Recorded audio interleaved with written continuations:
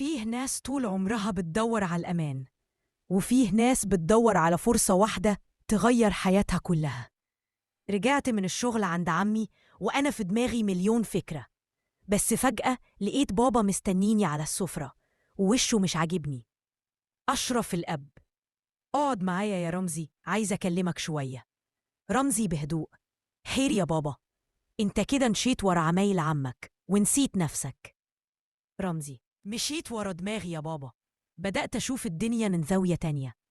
أشرف منفعل: الدنيا مش تجارب يا رمزي، الدنيا شهادة، شغلانة ثابتة ومعاش آخر الخدمة. بصوت واطي: بس اللي بيخاف يجرب عمره ما هيتغير. سكت شوية وبصيت على إيدي اللي بقت بتشتغل وبتتعلم، مش بس بتكتب واجب. تاني يوم لقيت عم فارس بعتي موقع على الواتساب.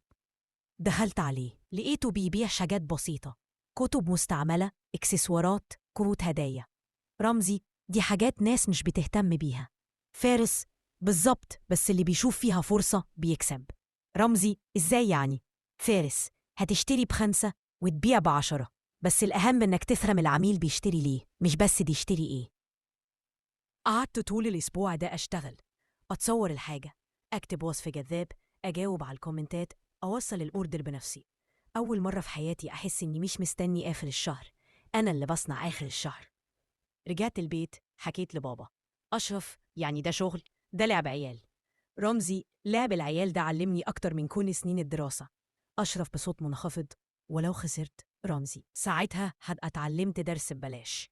قعدت على مكتبي كتبت في الكراسة: اللي بيلعبها بأمان عمره ما هيوصل أبعد من خط الأمان، إنما اللي بيخاطر بعقله بيلاقي فرصة عمره. مشهد رمزي وهو بيبعت أول أوردر لعميل والراجل يقوله: شكرا يا ابني، الحاجة وصلت بسرعة وباحترام. وش رمزي منور، مش علشان الكسب، علشان أول مرة في حياته يحس إنه صنع حاجة بنفسه. لو جاتلك فرصة تعمل حاجة جديدة بس من غير ضمانات، هتجرب ولا هتقول أنا مش مستعد للمغامرة؟ اكتبي في الكومنت، انت بتدور على أمان ولا على فرصة؟ صاحبك الجميل بيحول كل كتاب لحكاية. ويلا بينا نجهز للحلقة الخامسة اللي فيها رمزي هيصطدم بأول إحساس بالخوف الحقيقي.